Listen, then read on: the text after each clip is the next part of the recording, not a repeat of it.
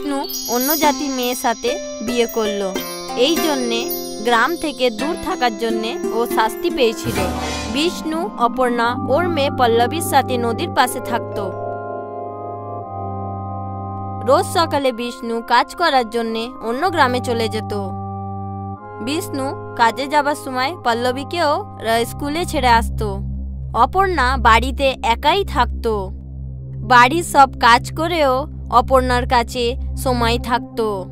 এই জন্যে নদী থেকেও মাছ ধরে আনতো। রোজ মাছ ধরে ধরে অপর্ণা এই কাজেতে উস্তাদ হয়ে গিয়েছিল। নদীতে হাত ডুবিয়েই ও মাছ ধরে নিত। বাহ, দারুণ! আজকে তো আমি মাছ ভাজাই করব। যে কোনো মাছ ও নদী থেকে ধরতো। ওই মাছগুলো বাড়িতে নিয়ে গিয়ে পরিষ্কার করে ওইটা রান্না করত। গন্ধ তো খুব ভালো আসছে, লাগছে এটা অনেক মজেছে। সন্ধেবেলায় বিষ্ণু আর পল্লবী যখন বাড়ি ফিরত তখন ভাতের সাথে সাথে মাছও দিত। খেয়ে দেখো আজকে কেমন বেনেছে। মা গো, এইটা খেয়ে কি বলবো, আপনি বানিয়েছেন তো ভালোই হবে। হ্যাঁ, এরমই কথা। হ্যাঁ গো মা, আমি যখন আপনার হাতে টিফিন নিয়ে যাই ওরা সব টিফিনগুলো খেয়ে নেয় আর বলে কত দারুণ হয়েছে। হ্যাঁ মা, আর বলে তোর মা অনেক ভালো মাছ রান্না করে। হ্যাঁ, ভালো কথা। হ্যাঁ হ্যাঁ, মাছ রান্না তো তুমি সত্যিই দারুণ করো। হ্যাঁ, এতে কোনো সন্দেহ নেই।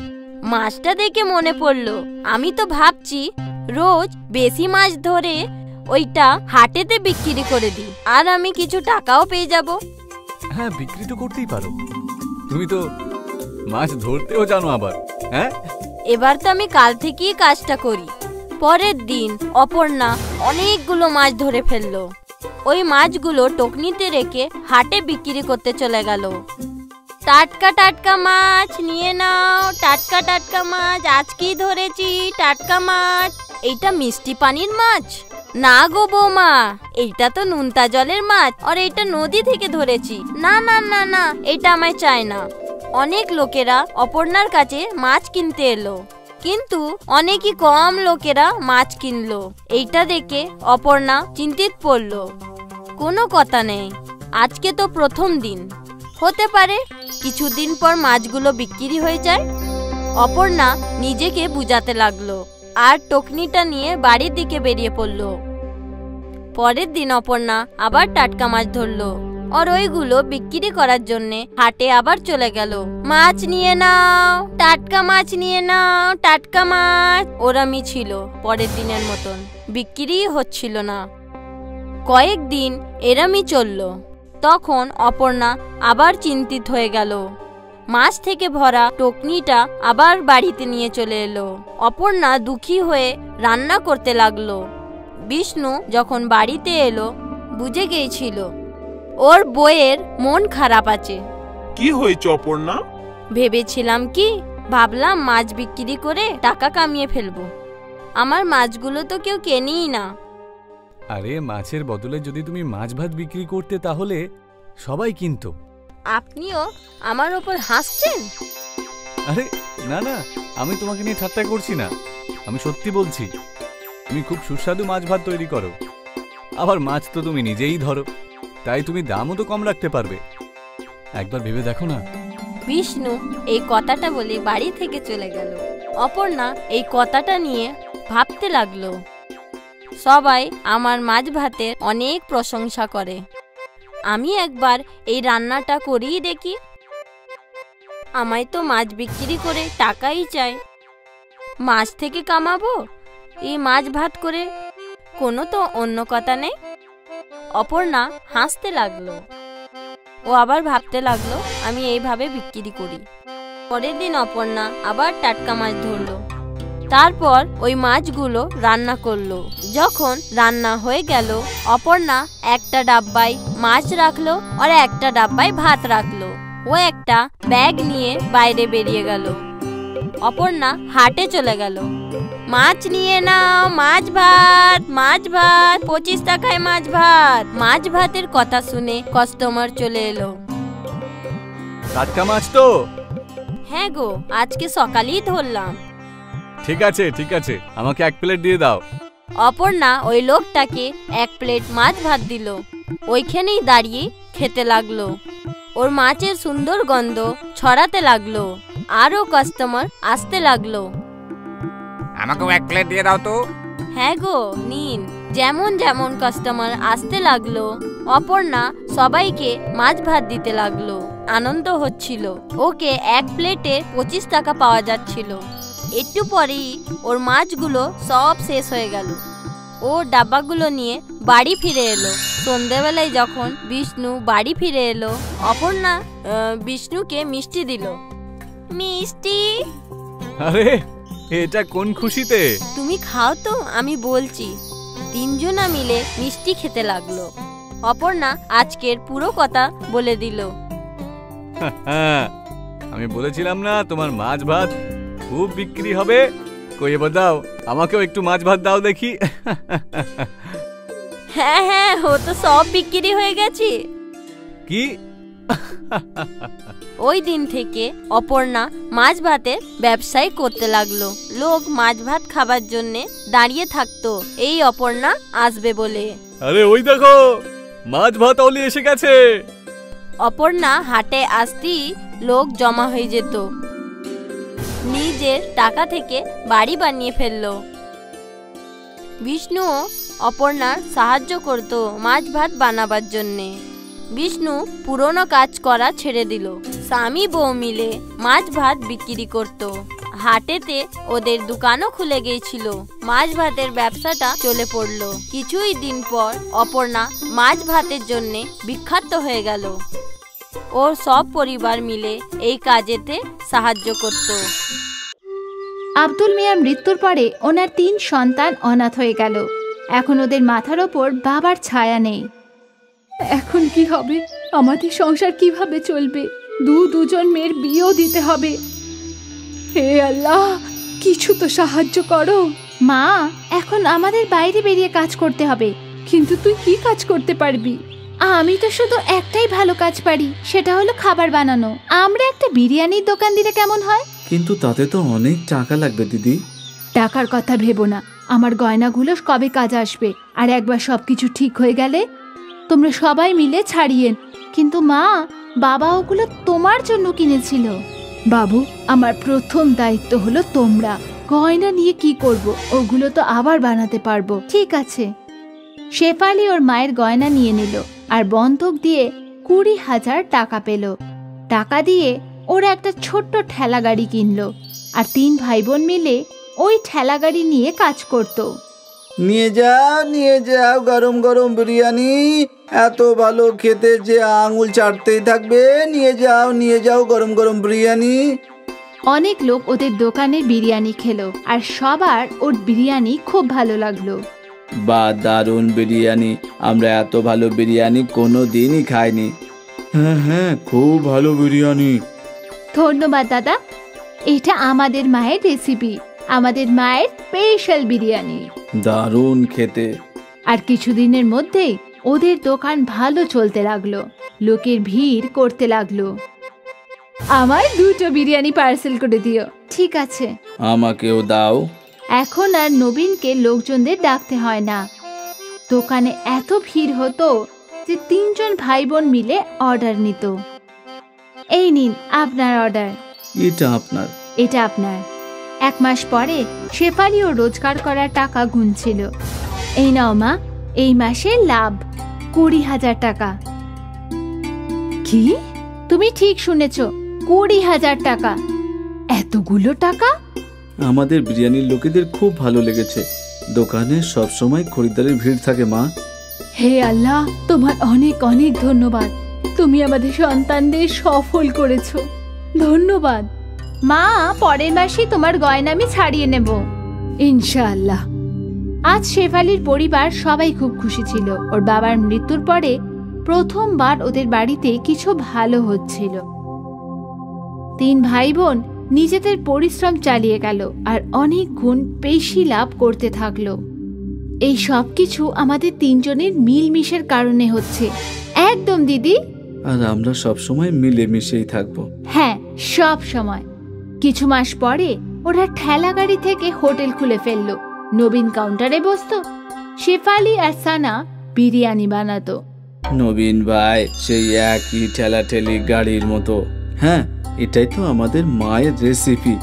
দাদা, রান্না কোনোদিনও বদলাবে না। লোকজন সবসময় ওদের বিরিয়ানির প্রশংসা করত। আস্তে আস্তে ওরা পার্টির ক্যাটারিং এর কন্ট্রাক্টও পেতে থাকলো। ভাই, আমার বাড়িতে কাল একটা পার্টি আছে, 9 জনের বিরিয়ানি চাই। হ্যাঁ, একদম পেয়ে যাবেন। এখানে যেমন খায় সেই রকম যেন ভালো খেতে হয়। নিশ্চয়ই সেই রকমই খেতে হবে। আপনি চিন্তা না করে অর্ডার দিয়ে যান। 3 ভাই বোন খুব খুশি ছিল যে ওদের ব্যবসা বড় হচ্ছিল। তারপর একদিন কি হলো, এই অর্ডারটা এখনো গেল না। ওই কাদের বাবুর বাড়িতে গিয়েছিল, কিন্তু কোনোভাবেই বিয়ে ভেঙে গেছে, তাই এখন খাবার যাবে না। হে আল্লাহ, একদম ঠিক হয়নি। তুমি এক কাজ করো, ওই খাবারগুলো গরিবদের খাইয়ে দাও, অন্তত পক্ষে আশীর্বাদ তো পাবে। ঠিক আছে দিদি। ওর বড় দিদির কথা মতো নবীন সব বিরিয়ানি ভিখারিদের খাইয়ে দিল। কিন্তু ওর ইচ্ছা ছিল না। যখন ও হোটেলে ফিরল তখন সানা ওখানেই ছিল। দিদি কোথায়? ও তো বাড়ি গেছে। আমি বুঝতে পারছি না যে দিদি এত বিরিয়ানি গরিবদের দিতে কেন বলল। কি বলছো তুমি? সানা, দিদি আজ কাদের বাবুর বাড়িতে গিয়েছিল। ওরা 300 জনের বিরিয়ানি অর্ডার দিয়েছিল, কিন্তু কোনো কারণে ওনাদের বাড়ির বিয়ে ভেঙে গেছে, তাই বিরিয়ানিও বেঁচে গেছিল। আমি ভেবেছিলাম আমরা ওই বিরিয়ানি বিক্রি করে দেবো। তখন দিদি বলল সব বিরিয়ানি গরিবদের দিয়ে দাও। এটা তো ঠিকই হলো না, আমরা ওই বিরিয়ানি বিক্রি করেও টাকা রোজগার করতে পারতাম। হ্যাঁ নিশ্চয়ই, আমাদের দিদি খুব ভালো মনের মানুষ। সেই জন্য ও হয়তো ভেবেছে যে যখন আমরা বিরিয়ানির টাকা পেয়ে গেছি তখন বিরিয়ানিও গরিবদের দিয়ে দেওয়াই ভালো। কিন্তু দ্বিগুণ লাভ করার চিন্তায় হয়তো মাথায় আসেনি। হতে পারে। তখনই শেফালি ওখানে আসে আর সানা আর নবীন ওদের আলোচনা বন্ধ করে দিল। বিরিয়ানি গরিবদের দিয়ে দিয়েছে তো? হ্যাঁ হ্যাঁ, নিশ্চয়ই। অন্তত পক্ষে কাদরি বাবুর আশীর্বাদ পাক, এখন ওনার আশীর্বাদের অনেক দরকার। হ্যাঁ। সানা আর নবীন ওদের দিদির সিদ্ধান্তে রাজি ছিল না। যাক, ওদের ব্যবসা চলতে থাকলো।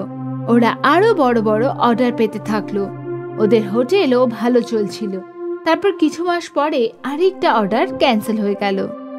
নবীন, আনসারি বাবুর অর্ডার ক্যান্সেল হয়ে গেছে, তুমি এইসব বিরিয়ানি গরিবদের দিয়ে দাও। ঠিক আছে দিদি। নবীন হ্যাঁ তো বলে দিয়েছিল, কিন্তু ওর ইচ্ছে ছিল না। বড় দিদি বাড়ি যাওয়ার পরে সানা আর নবীন কথা বলতে থাকলো। আমরা কি বিরিয়ানি বিক্রি করতে পারি না? এখন তো রাত 10টা বাজে, এখন কি আর কি কোনো খরিদ্দার আসবে? একটা কাজ করি, এটা ভেতরে রেখে দিই, কালকে এটাই বিক্রি করব। হ্যাঁ হ্যাঁ, এটাই ভালো হবে। 2 ভাই বোন মিলে ওই বিরিয়ানি লুকিয়ে রাখলো। পরের দিন ওরা প্রথমে ওই বিরিয়ানি বিক্রি করলো, আর ওরা দুজন খুব খুশি ছিল, কারণ দ্বিগুণ লাভ হচ্ছিল। আর শেফালি এই কথা জানতো না। তারপর থেকে যখনই কোনো অর্ডার ক্যান্সেল হতো, সানা আর নবীন পরের দিন ওটা হোটেলে বিক্রি করত। এই ঘটনা অনেক মাস ধরে চলতে থাকলো। একদিন এই বাসি বিরিয়ানি একজন রেগুলার খরিদ্দারকে দেয়া হলো। নবীন ভাই, কিছু তো গন্ডগোল আছে, বিরিয়ানি আর তেমন খেতে নেই। এটা কি করে হতে পারে ভাই? আমরা তো বরাবর একই বিরিয়ানি বানাই। ঠিক আছে।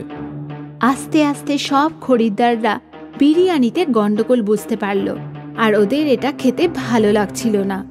হঠাৎ করে ওদের হোটেলে খরিদ্দার কমে গেল। তখনই শেফালি ভাবতে থাকলো, হঠাৎ করে এমন কি করে হয়ে গেল? আমাদের খরিদ্দার কমে গেল কি করে? এইভাবে চলতে থাকলে কিভাবে হবে? নবীন ওর ভুল বুঝতে পারল। ওর দিদির কাছে কাঁদতে থাকলো। আমার দোষ, আমি আর সানা দিদি মিলে খরিদ্দারকে বাসি বিরিয়ানি খাইয়েছি। কি? নবীন ওর দিদির সামনে সব ভুল স্বীকার করে নিল। এটা তুই কি করলি? বেশি লাভ করার চক্করে ব্যবসায় খারাপ করে দিলি। এবার আমরা গ্রাহককে কি করে ফেরত আনবো? আমাদের ক্ষমা করে দাও দিদি। আমরা জানতাম না যে এরকম কিছু হবে। তোমার লোভের জন্য সবকিছু শেষ হয়ে গেল। 3 জন ভাবতে লাগলো যে ওরা এখন কি করবে। তারপর পরের দিন শেফালি একটা উপায় পেল। শেফালি একটা বোর্ডে লিখল, আমাদের ক্ষমা করে দিন, আমাদের ভুলের জন্য আপনাদের বিরিয়ানি খেতে হয়েছে, আমরা লজ্জিত। সেই জন্য আগামী 1 সপ্তাহ ধরে আমরা সবাইকে বিনা পয়সায় বিরিয়ানি খাওয়াবো। এই বোর্ডটা শেফালি হোটেলের বাইরে টাঙিয়ে দিল। কাস্টমাররা বোর্ড পড়ে ফ্রিতে বিরিয়ানি খাওয়ার জন্য হোটেলে এলো। আর আবার একবার ওদের টাটকা বিরিয়ানির স্বাদ ভালো লাগতো। এটা তো একেবারে আগের মতো। হ্যাঁ হ্যাঁ, দারুণ লাগলো। যদি ওদের 1 সপ্তাহ ফ্রিতে বিরিয়ানি খাওয়াতে হলো, কিন্তু ওদের সমস্যার সমাধান হয়ে গেল। ওদের খরিদ্দাররা ফিরে এলো, আর সানা আর নবীন বুঝতে পারলো যে লোভ বাজে জিনিস। আবার একবার আম্মির বিরিয়ানি চলতে থাকলো। থরে সুন্দরবন গাঁরে বহুত গরম হইবাকু লাগিলা, যদ্ୱାରା ফসল শুখিবাকু লাগিলা। হঠাৎ জଣା নাই পাଣିପାଗକୁ କଣ ହୋଇ ଯାଇଥିଲା। ଏହିଥର ବର୍ଷା ଋତୁରେ ମଧ୍ୟ ଆକାଶରୁ ଗୋଟିଏ ବି ଟୋପା ପାଣି ପଡ଼ିନଥିଲା। ସୁନ୍ଦରବନ ଗାଁର ସବୁ ଲୋକ ବହୁତ ହଇରାଣ ହୋଇଗଲେ। ଶେଷରେ ସେମାନଙ୍କୁ ପାଣି ପାଇଁ ଚାରିଆଡ଼େ ଘୁରି ବୁଲିବାକୁ ପଡୁଥିଲା। ଜଣା ନାହିଁ ଏଇଥର ଇନ୍ଦ୍ରଦେବ ଆମ ଉପରେ କାହିଁକି ରାଗିଛନ୍ତି। ବର୍ଷା ଋତୁ ଶେଷ ହେବାକୁ ଆସିଲାଣି, ହେଲେ ବି ଆକାଶରେ କେଉଁଠି ବି କଳା ମେଘ ଦେଖାଯାଉନି। ମତେ ତ ଲାଗୁଛି ଆମର ଏହି ସୁନ୍ଦରବନ ଗାଁକୁ କାହାର ନଜର ଲାଗିଯାଇଛି, ସେଇଥିପାଇଁ ଏସବୁ ହେଉଛି। ନହେଲେ ଆଜି ପର୍ଯ୍ୟନ୍ତ କେବେ ବି ଏପରି ପରିସ୍ଥିତି ଆମେ ଭୋଗି ନଥିଲୁ। ମୁଁ ତ ଯେବେ ବି ସୁନ୍ଦରବନ ଗାଁକୁ ଦେଖୁଛି, ତେବେ ମତେ ସେହି ରଙ୍ଗ ବିରଙ୍ଗର ସୁନ୍ଦର ଫୁଲ ମନକୁ ମୁଗ୍ଧ କରୁଥିବା ଦୃଶ୍ୟ ମନେ ପଡ଼ିଯାଉଛି। ରାଧିକା ଆଖି ବନ୍ଦ କରେ ଆଉ ଆଜିଠୁ 2 ବର୍ଷ ପୂର୍ବର ସୁନ୍ଦରବନ ଗାଁକୁ ମନେ ପକାଉଛି। ସୁନ୍ଦରବନ ବହୁତ ହିଁ ସୁନ୍ଦର ଦେଖାଯାଉଛି। ସୂର୍ଯ୍ୟ ଉଦୟ ସମୟରେ ସୂର୍ଯ୍ୟଙ୍କ ପ୍ରଥମ କିରଣ ପଡ଼ିବା ମାତ୍ରେ ଗାଁରେ ଏକ ଚମକ ସୃଷ୍ଟି ହୋଇଯାଉଛି। ଚାରିଆଡ଼େ କେବଳ ସବୁଜିମା ଦେଖାଯାଉଛି। ପକ୍ଷୀମାନେ ସକାଳୁ ସକାଳୁ ରାବ ଛାଡ଼ୁଛନ୍ତି ଆଉ ଭୋଜନର ସନ୍ଧାନରେ ଆକାଶରେ ଉଡ଼ିବାକୁ ଲାଗିଲେ। ମହିଳାମାନେ କୂଅରୁ ପାଣି ଭର୍ତ୍ତି କରି ଆସୁଛନ୍ତି। କୃଷକମାନେ ନିଜର ବଳଦଗୁଡ଼ିକୁ ନେଇ ଜମି ଆଡ଼କୁ ଯାଉଛନ୍ତି। ପିଲାମାନେ ନିଜର ସ୍କୁଲ ବ୍ୟାଗ୍ ନେଇ ସ୍କୁଲକୁ ଯିବାକୁ ବାହାରୁଛନ୍ତି। ସବୁ ଲୋକ ସମ୍ପନ୍ନ ଏବଂ ଖୁସିରେ ଥିବାର ଜଣାପଡ଼ୁଛନ୍ତି। ରାଧିକା ଏକ ସୁନ୍ଦର ସ୍ୱପ୍ନ ପରି ସବୁ ଜିନିଷକୁ ମନେ ପକାଉଥିଲା। ସେତେବେଳେ ତାକୁ ବୀରେନ୍ଦ୍ର ସ୍ୱପ୍ନରୁ ଉଠାଇ ଦିଏ। ଆରେ କେଉଁଠି ହଜିଗଲ? ଆଜିକାଲି ଖୋଲା ଆଖିରେ ମଧ୍ୟ ସ୍ୱପ୍ନ ଦେଖିବାକୁ ଲାଗିଲ କି? ଆରେ ସ୍ୱପ୍ନ ଦେଖୁନଥିଲି, ଆଜିଠୁ 2 ବର୍ଷ ପୂର୍ବର ସୁନ୍ଦରବନକୁ ମନେ ପକାଉଥିଲି। ହଁ ସତରେ, ତାହା ବି କିପରି ଦିନ ଥିଲା ଯେବେ ଏହି ଗାଁରେ କେବଳ ଖୁସି ହିଁ ଖୁସି ଥିଲା। ସବୁଜିମା ଥିଲା ଆଉ ଚାରିଆଡ଼େ ସବୁ ଜିନିଷ ଚକମକ କରୁଥିଲା। ଲୋକେ ଏହି ଗାଁକୁ ଦେଖିବା ପାଇଁ, ଏହାର ସୁନ୍ଦରତାକୁ ଦେଖିବା ପାଇଁ ଦୂର ଦୂରରୁ ଏଠାକୁ ଆସୁଥିଲେ। ଆଉ ଆଜି ଗୋଟିଏ ଦିନ ଏହି ଗାଁରେ ବଞ୍ଚିବା ବି ମୁସ୍କିଲ ହେଇଗଲାଣି। ଜଣା ନାହିଁ ଆଗକୁ କ'ଣ ହେବ। ଫସଲ ଶୁଖିଯିବା ଦ୍ୱାରା ପୁରା ଗାଁରେ ଶସ୍ୟର ଅଭାବ ହେଲାଣି। କାହା ଘରେ ମଧ୍ୟ ଏତିକି ସଉଦା ବଞ୍ଚିନି ଯେ ସେମାନେ 1 ମାସ ପର୍ଯ୍ୟନ୍ତ ପେଟ ଭର୍ତ୍ତି କରି ଖାଇପାରିବେ। ତମେ 1 ମାସର କଥା କହୁଛ? ଆମ ଘରର ଅବସ୍ଥା ଏପରି ଅଛି ଯେ ଗୋଟିଏ ସପ୍ତାହ ପାଇଁ ମଧ୍ୟ ସଉଦା ଠିକ୍ରେ ବଞ୍ଚିବନି। ମୁଁ ହିଁ ଏହା ଜାଣିଛି ଯେ କିପରି ମୋର ମା ଏବଂ ବାପା ନିଜକୁ ଭୋକରେ ରଖି ଆମର ପେଟ ପୋଷୁଥିଲେ। ହେ ଭଗବାନ, ଆମକୁ ସାହାଯ୍ୟ କରନ୍ତୁ, ନହେଲେ ଭୋକ କାରଣରୁ ଆମର ଏହି ସୁନ୍ଦରବନ ଏକ ଶ୍ମଶାନ ଘାଟ ହୋଇ ରହିଯିବ।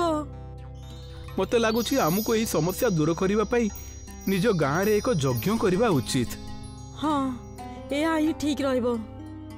ବୀରେନ୍ଦ୍ର ଏବଂ ରାଧିକା ଗାଁର ସବୁ ଲୋକଙ୍କ ପାଖକୁ ଯାଇ ଯଜ୍ଞ ବିଷୟରେ କୁହନ୍ତି। ମରୁଡ଼ିର ସମସ୍ୟାକୁ ଦେଖି ସବୁ ଲୋକ ଯଜ୍ଞ କରିବା ପାଇଁ ରାଜି ହୋଇଯାନ୍ତି।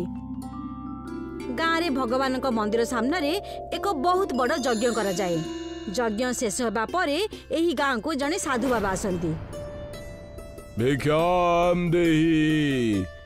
ସାଧୁ ବାବା ଜଣ ଜଣ କରି ଗାଁର ସମସ୍ତଙ୍କ ଦୁଆର ମୁହଁକୁ ଯାଆନ୍ତି। ଏ ଝିଅ, ଏଇ ସାଧୁ ବହୁତ ଦିନ ହେଲା ଭୋକିଲା ଅଛି, କିଛି ଖାଇବା ପାଇଁ ଦେଇଦିଅ। ବାବା, ଆମର ତ କାଲି ରାତିରୁ ଚୁଲି ଜଳିନି।